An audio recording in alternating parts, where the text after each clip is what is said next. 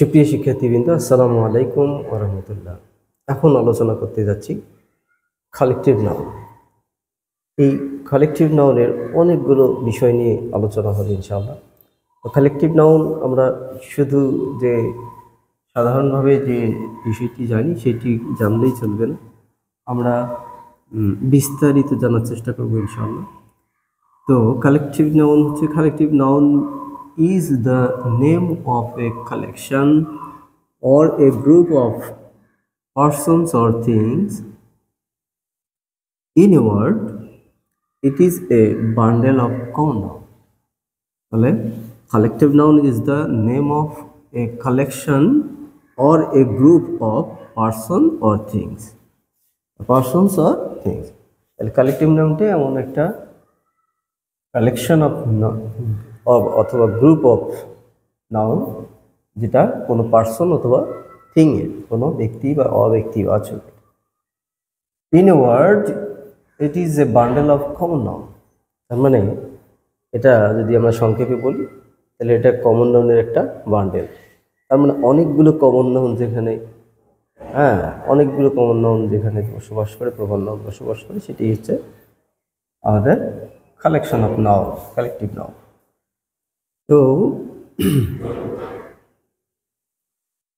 So collective nouns are identified by some keywords. এটা কতগুলো keywords দিয়ে আসলে আমরা আইডেন্টিফাই করতে পারি। যে ফ্লক মানে ঝাঁক, ফ্লক মানে ঝাঁক। তারপরে বাঞ্চ মানে ঝোপা। তাহলে আমরা পাখির বেলায় বলবো যে ফ্লক মানে ঝাঁক, এক ঝাঁক পাখি। বান্ডেল অফ কিজ মানে চাবি, এক ঝোপা চাবি। বান্ডেল মানে আটি, বান্ডেল অফ স্ট্রিক্স। তারপরে ব্যান্ড মানে দল।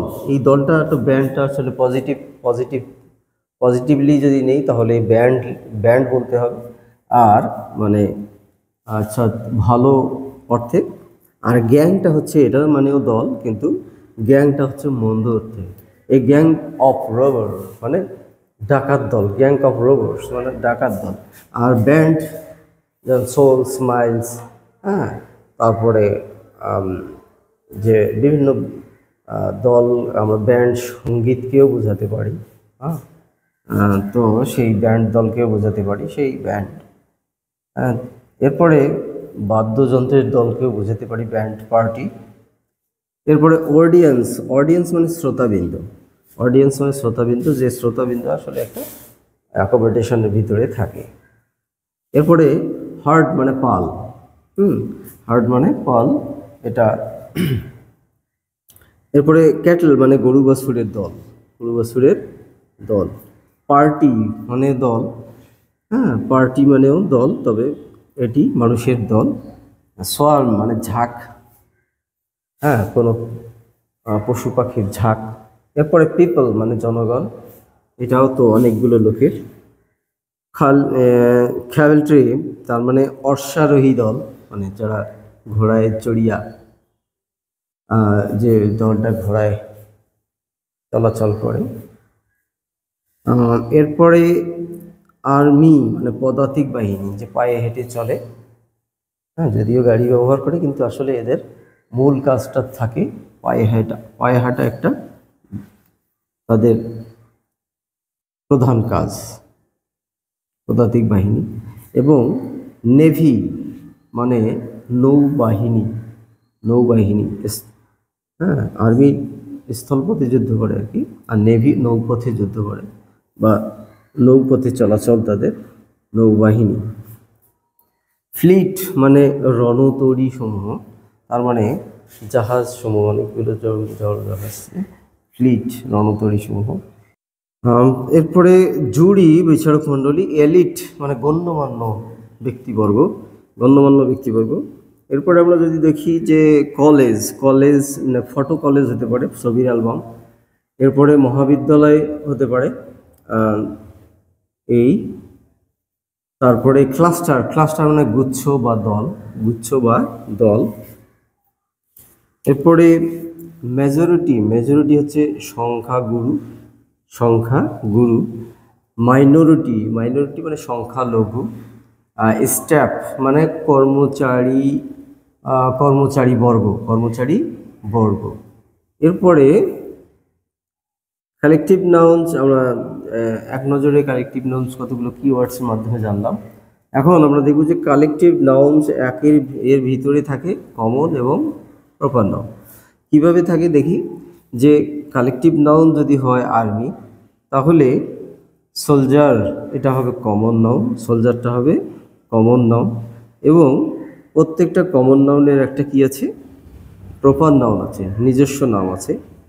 হ্যাঁ, সেটির নাম হচ্ছে, প্রত্যেকটা সোলজারের একটা নিজস্ব নাম আছে, জন্মগত নাম আছে, সেটিকে আমরা প্রপার নাম বলবো। যেমন রিপন বা মালেক বা মামুন, এরকম যে হ্যাঁ তার নিজস্ব একটা নাম আছে, যে নামটা তার মানে কতগুলো প্রপার নাউন মিলে যে প্রপার নাউনগুলো সোলজার হয়, আর কতগুলো সোলজার মিলে কি হয়, আর্মি হয়। এই আর্মি বলা হয়। তো এই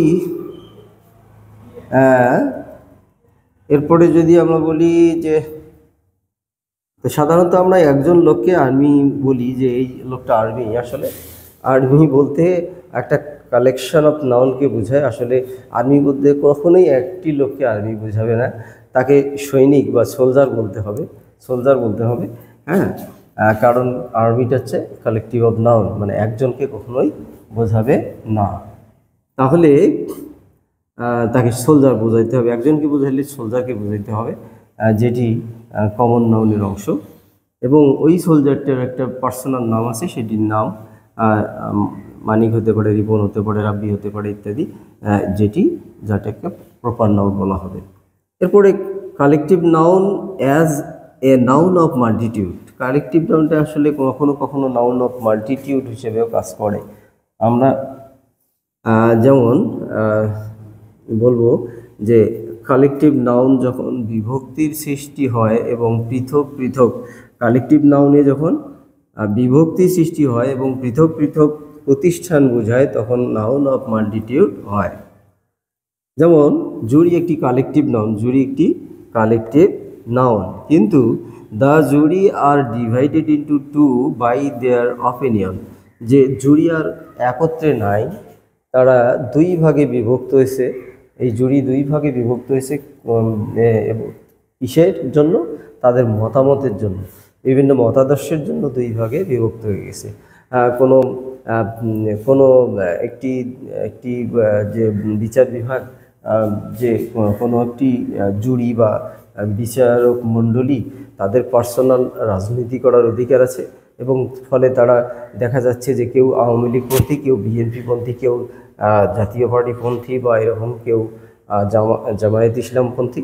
তো এরকম ভাগ হতে পারে, যার ফলে এটাকে তাদের মতামতে আলাদা আলাদা হতে পারে। যখনই তারা পৃথক পৃথক হবে, তখনই সেটা হবে noun of multitude, noun of multitude. কিন্তু জুরি বলতে আসলে এটাও একটা নাউন, এটা একটা মাল্টিটিউড নাউন, কিন্তু ঘটনা হচ্ছে যে এটি কালেকটিভ নাউনে পরিণত হয়, তখন তাকে কালেকটিভ নাউন বলে। তো এই ডিভাইডেশন আসলে সেটাকে নাউন অফ মাল্টিটিউড বলা হবে। তো আজকে এই পর্যন্তই এই কালেকটিভ নাউনের আমরা ফিরিস্তি নিয়ে আলোচনা করলাম। আমরা আগামী ক্লাসে কালেকটিভ নাউনের আরও ক্লাস নিয়ে হাজির হব ইনশাল্লাহ। কালেকটিভ নাউন সম্পর্কে বিস্তারিত আলোচনা করবো ইনশাল্লাহ। সেই পর্যন্ত সবাই ভালো থাকো, সুস্থ থাকো। আল্লাহ হাফেজ। আসসালামু আলাইকুম ওয়া রাহমাতুল্লাহ।